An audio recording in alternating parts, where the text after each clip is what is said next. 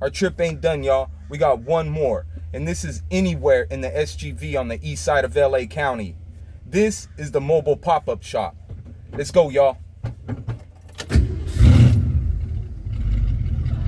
You know, when cats come out to LA and search for roots and culture, they often find themselves lost in a sea of dreamers with no real direction themselves. So instead of letting you go astray, I'm here to steer you in the right direction.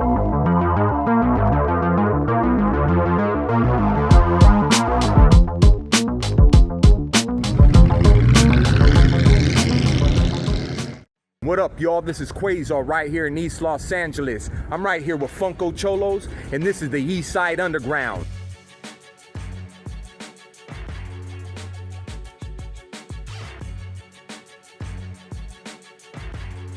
So when we first met up, you were at Stope, right? Back in the day. Back in the day, it was Stope, right? So what was Stope about? Like, what's Stope like? What was that? So, shout out to my boy Fact from SKS Crew. That's the one crew I've been a part of since we created it. And I have a self-esteem thing, and I'm always that little guy. I'm always the millhouse. Every homie I have is the Bart. So I told him, "You're gonna be that's dope, because that's dope, and I'm gonna be that's whack." So Stope and Swack, and we're in Whittier High School.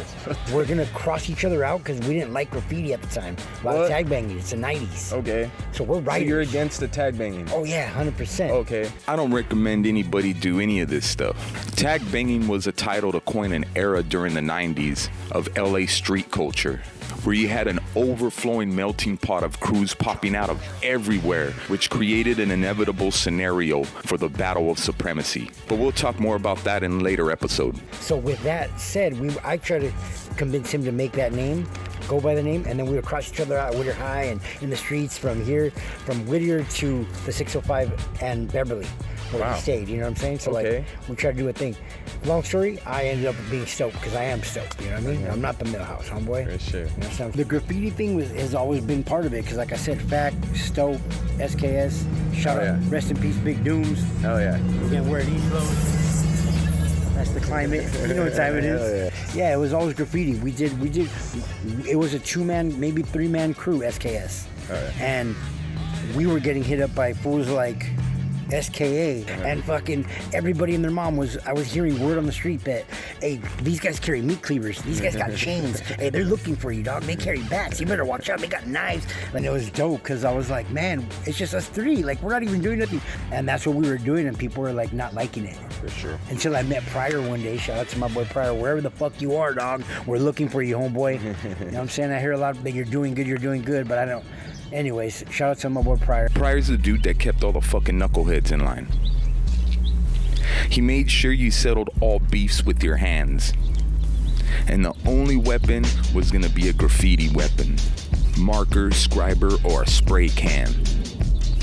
So for those that don't know, PRYER is one of the founding fathers of the SKA crew, which started back in 1987.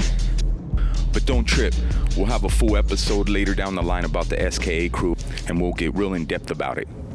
I met him at the PRYER yard, and that's when we had like legitimacy. That's when we knew we were up there with the big dogs. Like, for sure. He brought us to his pad right next to the little riverbed. If you know, you know what I'm saying? Yeah. And we drank all night. Can't remember the night, but from that point on, PRYER I was under his wing. Like, fuck yeah. Stope, you're weird. You're crazy. I did graffiti on my own terms. Stope Supports was my go-to to give back to the culture. Nice. I'm gonna support what I want, how I want, and no one's gonna pay me or tell me what to put on my page or not. How did like Stope form the Funkocholo? So I actually went to Lancaster to live. And I was going through bad times. Yeah. I ended up renting a car that took me forever to get. Okay. So I ended up working for the weed shop. I started, collecting these toys because when I got the car, my buddy, the last day I told my buddy to go with me, and he waited at the thrift shops across the street and told me to come and check these out. I saw 2 Funko Pops, and it was the Lady Thor, Jane Foster, as Thor, and then it was the Punisher Nemesis in a green camo suit. Sick. He's black and white. Yeah. So I thought, oh my God, these are just blew my mind. They're so rare, but they really weren't. They really weren't that rare.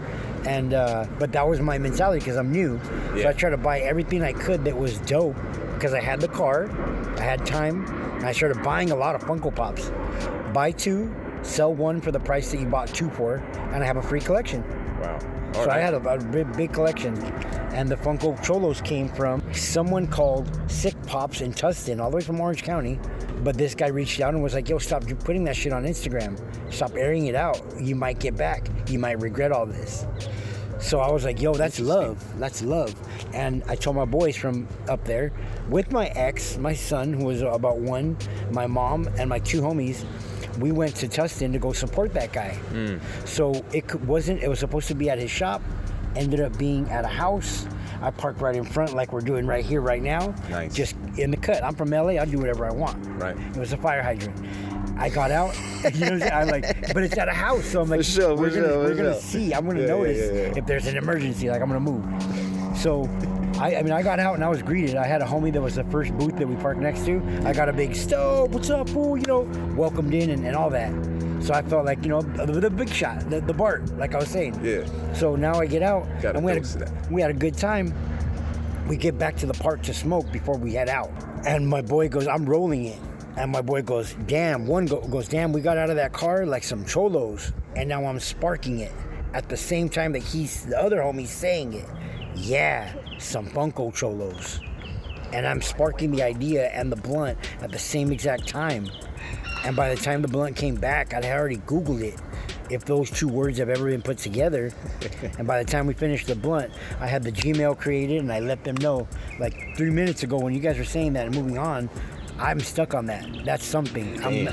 But yeah, it was crazy because the character came from, I mean, you know, that's part of the full story is the character came from my homie's nephew who started to do designs, has his own company. Shout out to Bad Decisions, Good Intentions. That's the homie Anthony. He creates a bunch of logos and designs on his own, but I wanted him personally, that choice to make my logo, which I wanted a circular logo for it to say Funkocholos and established 2019 in the corner for kind of a stamp. He created a character, this character we all know, but it had a brown beanie. I changed it a couple weeks later to a black beanie with a chase sticker. If you collect Funko Pops, you know exactly what I mean. And I wanted to be relevant to the Funko Pop community. And then the Dodgers won in 2020. And I said, change it to an LA logo. And the rest is history. Nice. Yo, what up, y'all? This is Quaesar, live and direct. You know what time it is? Time to pop that trunk, yo. Check it out. Oh, what the fuck? Yo, check it out. This is a motherfucking stay paid, can't be broke takeover, yo. Check it out. Boom, got some snapback. Booyah. Look at that shit. Oh, shit, can't be broke. You know what it is. Look at that. With the fucking camo lid. Yo, what the fuck? Check it out. Boom. Can't be broke, corduroy.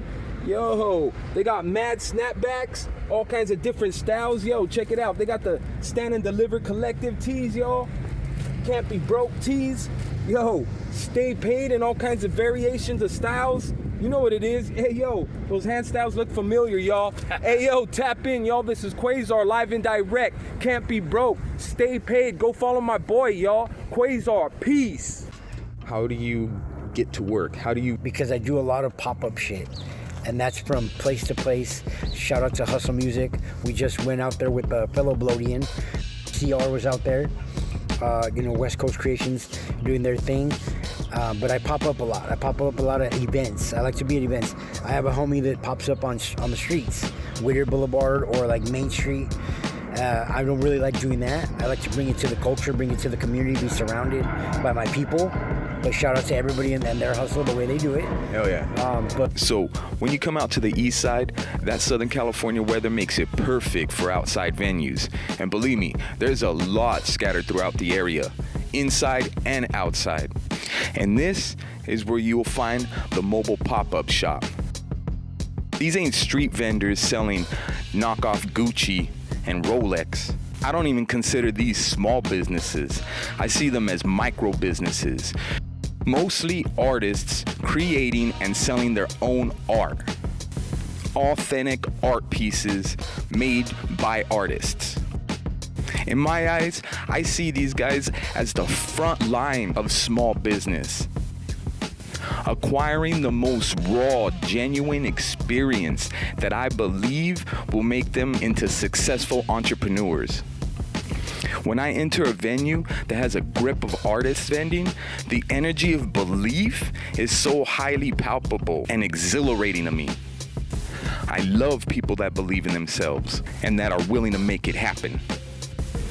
When you come out to the East Side, make sure you stop by these mobile pop-up shops and support. Authentic art pieces by genuine artists. This ain't no Temu. My thing is definitely showing up. My main staple where I got my like heavy hitter attitude was at Fumes L.A. Nice. It was Fumes L.A. the weed sesh, invite only, got to know somebody, did not miss a beat. Nice. And I was able to do that, those tables and learn from other people like Exclusive Woods, who would just put their merch brand name on everything. Every piece of merch they can just figure out. I mean, down to like car air fresheners, like just whatever he could out of, he would tell me like, why don't you do this? And I'm like, but that's just straight copying. He didn't care. That motherfucker's a because beast. It's branding, right? Brand recognition, 100%. Yeah. So you're learning branding now, like in these streets. So that's a big part of it all, right? Is you're popping up, you're doing the mobile thing, you're in business basically. So while you're in business, you're even though you're popping up like as far as a table or popping the trunk, you're still in business.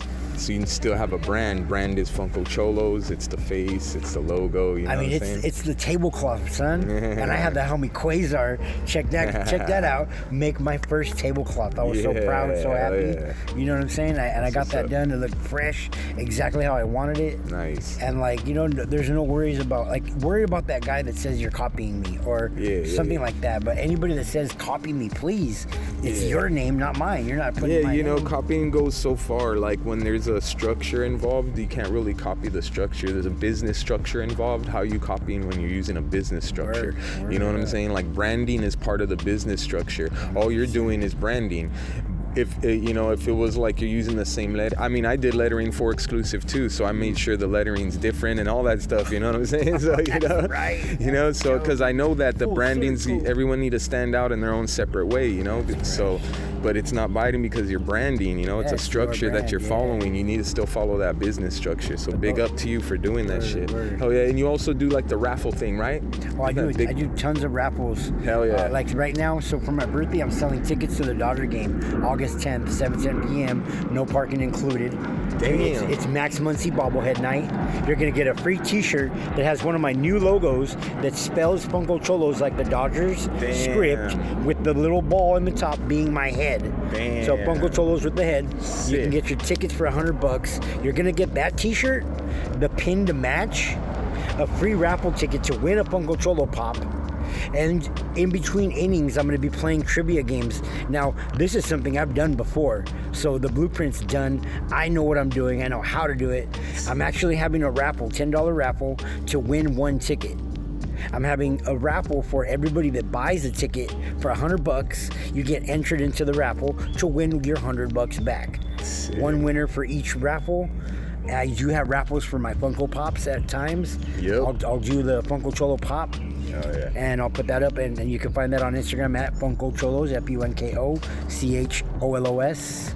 Yeah, that's what's up. Yeah, so we're right here, East LA, right here with Funkocholos, the homie Stope. What's this all mean for you? Like, what's the meat and potatoes behind it? Like, what's, like the generic question, what does hip hop mean for you? But I know it's bigger than hip hop, right? So what does this all mean for you?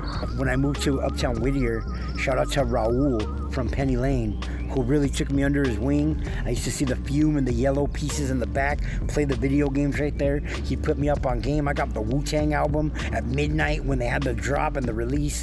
Like, hip-hop was just I mean, to be honest, I was called a poser. I tried this, I tried that. I was a rebel, I was a groover, I was this, I was that.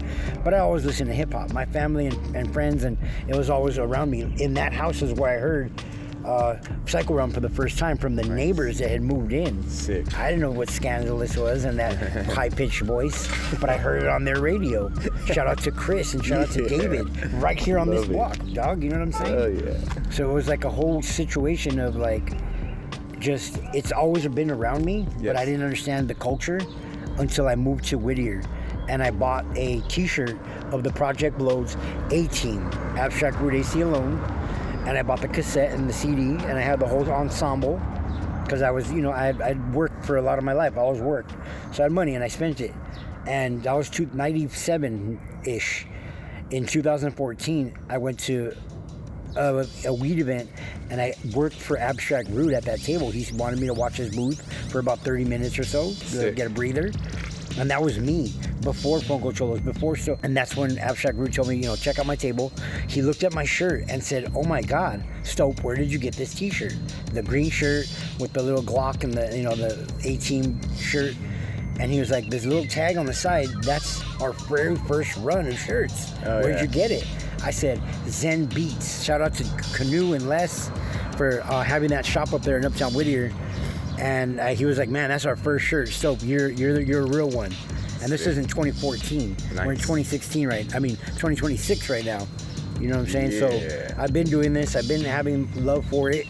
And again, it began with being a poser. I tried to do everything that I wanted to be into. I was interested in these other genres and other things. But you eventually found your pocket. And hip-hop was my pocket. I mean, I had every single KRS-One album. I had all the Gangstar albums. I had all the you know what I mean? Like everything I could just think of that was dope to entertain me while I'm painting, while I'm riding my skateboard from Whittier High School to the 605 in Beverly to go to the homies pad. Like, that's what's going in my headphones and my CD disc player, Discman thing. Well, I think that's what was like a dope part about Stope that I seen when I first met you, was that you weren't trying to be just an MC or like trying to jump into the game as being like everything else that everyone, you were supporting at first, and you were like, "I'm here to support." You came out showing support, and then like I said, you found your own pocket by being Funkocholos, you know what I'm saying? You're still kind of like your own little pocket, being the Funkocholo. So I mean, give you props for that, you know what I'm saying? Word. Stope Dirty Bastard. That's what I nicknamed myself, coined it in high school. Trigg shouted me out in 2000 whatever, like 2 years prior for him passing away. And I appreciated the fuck out of Trigg for doing that. That's why I got the 7th letter tattoo with his name in the middle. Oh yeah, sick. From Defire up in Forgotten Art Tattoo Gallery in Lancaster. Oh yeah. But shout out to all the people that have done this before me, that have looked down and looked down to look up at me. Oh yeah. You know what I'm saying? That's an honor. Because again, like you said, it's just support. I'm still not an MC. I'm still not button mashing, making beats.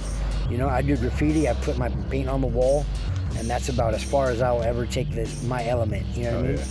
That's what's up. Even though you're supposed to be a real well-rounded, elemental kind of individual in hip-hop, I'm a bomber. Yeah, you found your pocket. Yeah, I love my bombing. That's respect.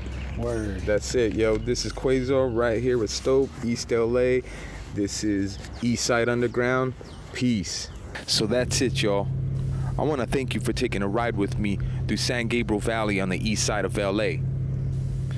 But don't worry, I'll be back to pick you up, and we'll go on another cruise to the East Side, looking for new hidden underground gems.